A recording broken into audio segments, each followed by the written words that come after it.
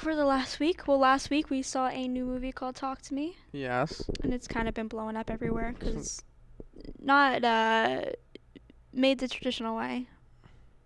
So it was made by 2 YouTubers, and it kind of took over the scene. So how did you feel about the movie? Well, first of all, I want to say congrats to them, Rocker, right? I want to say congrats to them because I haven't really watched them, but other YouTubers tried making movies and they're not even like close to being like professional or as high production as this. Yeah. I loved this movie. I had such a good time. We watched it together, and I just loved it. It wasn't like that many jump scares and stuff. There was like a couple jump scares, but it wasn't like, that wasn't the reason why it was horror. The jump scares. It was like, it was just, I don't know, had me thinking what's gonna happen next. How are they gonna solve this issue, and just stuff like that. And the whole movie had me thinking. Even till the end, I was just thinking like, what happened? And there was like this 15-second scene that I'm sure everyone knows about that watched the movie that like really sticks with you. Yeah, I'm not gonna give away any spoilers, but yeah, I think the scariest part of it was like the undertone of the story. Kind of like, I don't know if you got it. Did you get it? Like, explain. So it's kind of like a story about drug abuse. Yeah, I saw a couple like podcasts that they've done Yeah. and stuff, and they talk about like addictions and stuff, and that these people were addicted to doing the Yeah, hand. kind of like not giving away too much, but kind of the way that the story goes with the whole game that they play with the hand is like kind of like they are addicted to it. Like they Yeah. get a rush, they even call it a high from touching, hands saying hand, yeah. talk to me. And in the story there is someone who did struggle with drug abuse. So I heard someone, I don't know if you heard, leaving the movie theater. It's a hot take.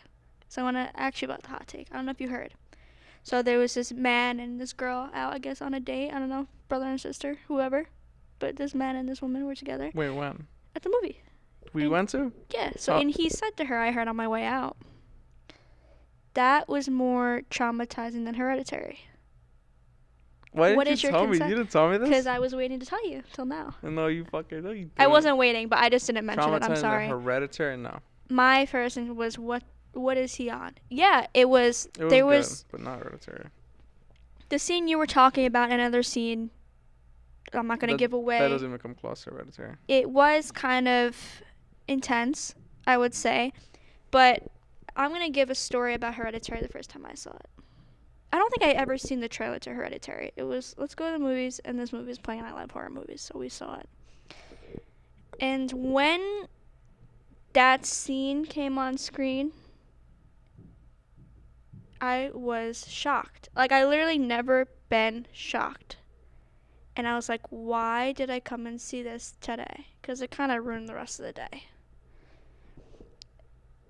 And there was a traumatizing scene in Talk to Me, but not shocked. To me, it wasn't even close. Shocking. I watched the movie, I think a couple years later it came out. I have a friend, and he's into like abstracts. You know, Josh, he's into like abstracts movies and stuff. He likes experimental stuff. And I think he watched Hereditary. He's like, yo, we need to watch it. He already watched it. Yeah, he bought it on like 4K on YouTube, whatever. Went over his house. One night I was just bored. I forgot what it was, a while ago.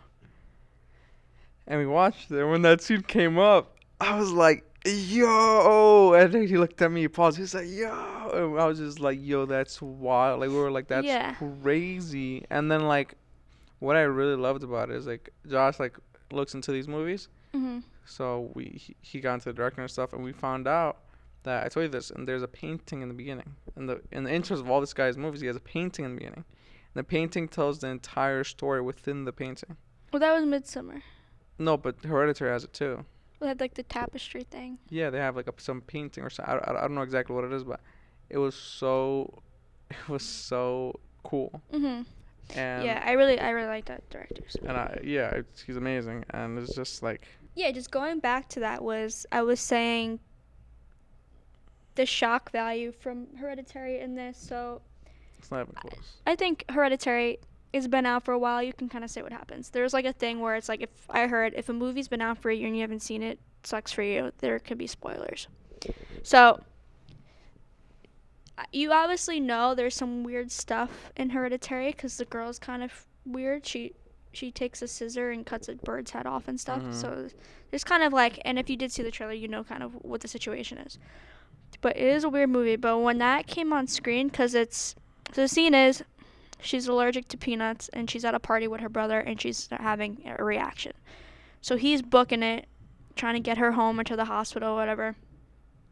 And obviously she's having trouble breathing, so she sticks her head out the window. And there's a deer in the road, and the brother swerves, and there's a telephone pole, and she gets decapitated from the telephone pole from the force.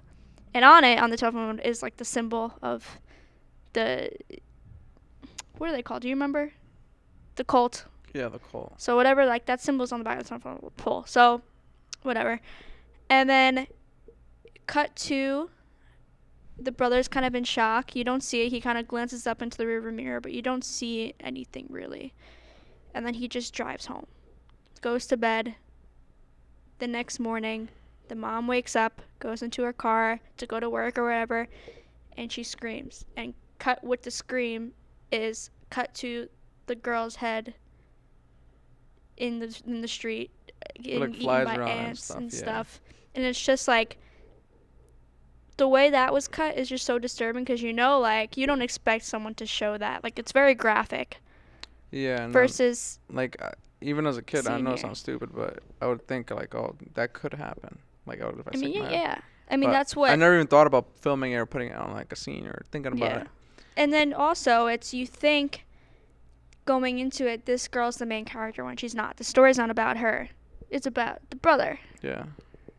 So a lot of while more stuff goes on in that movie. There's the dad goes on fire, the mom gets her head sawed off. Yeah, the son, but the brother even smacks his face into a like, desk. you know, like all that's crazy. When I was done watching it, I was like, this movie is so good. I want to show it to my sister. My sister doesn't like scary movies, but I wanted to show her, and I told her like, hey, this is a little scary. I don't know if you want to watch it. So she ended up watching with us.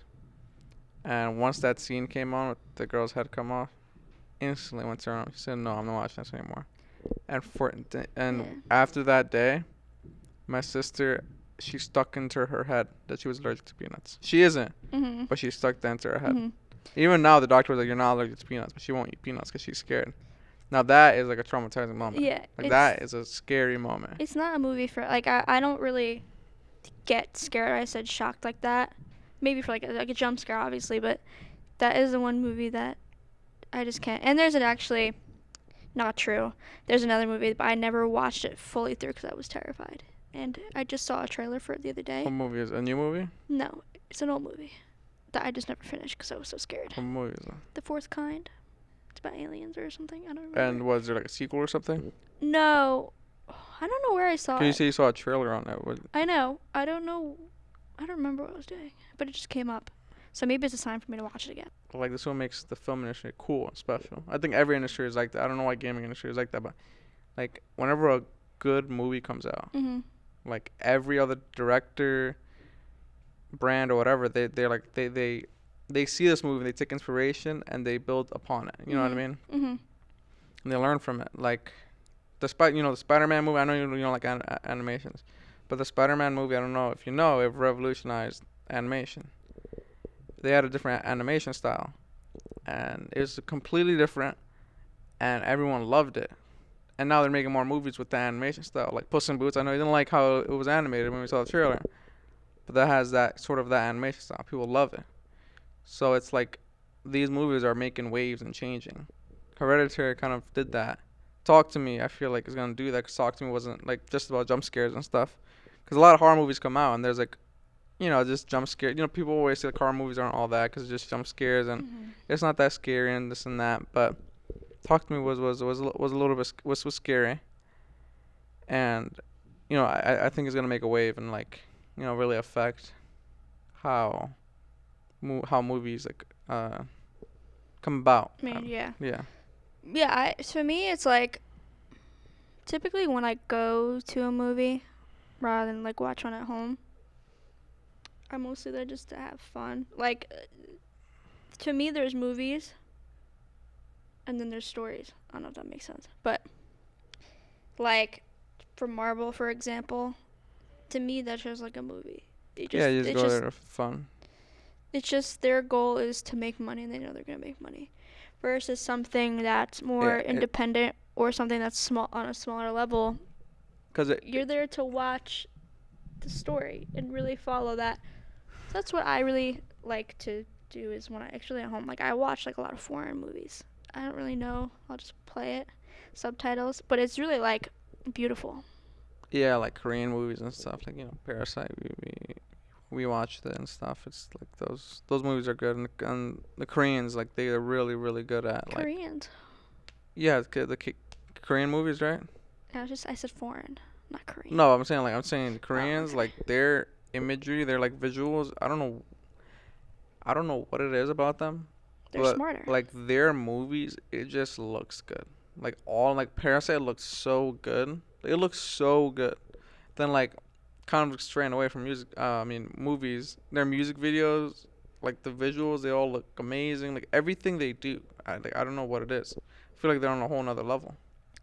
Yeah, going into that, it's just like a lot of the American culture is just like obviously there's good media and stuff, but it's just like a lot of it's just for money versus like the passion. There's I was talking to my colleague the other day, and he was telling me like there's these companies, these brands, Netflix and all of them, they want stuff that make money. That's at the end of the day, that's what everyone cares about. They just want money.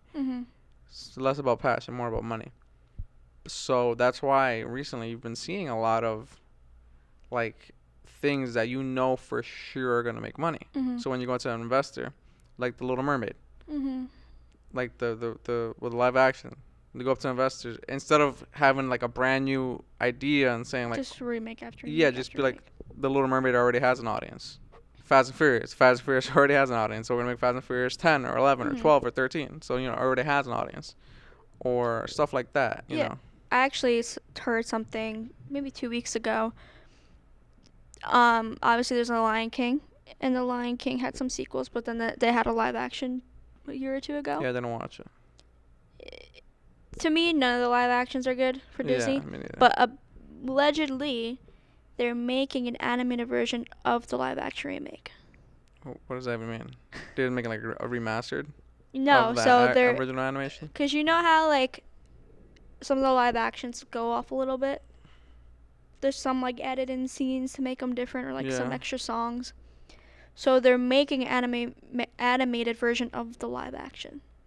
So it's just a remastered of The Lion King then? No. So it's The Lion King, the original, the live action. The animation, the live action. The original's an animation. Yeah. Then there's the live action. Now they're making an animated version of the live action story. Oh, okay. All right. It was that much different? I didn't. Like, is it that much different? I mean, like I said, all of the Disney remakes, they kind of have something extra in them. I don't like any of them. Yeah, no, I don't like any of them either. I think the best one, actually, even though it wasn't necessarily a remake or a live action movie, was Cruella. Cruella? I didn't watch that one. 101 Dalmatians, you know that movie? No, I know that movie. I didn't watch the live action, I mean. I think that was the best one. Moving on.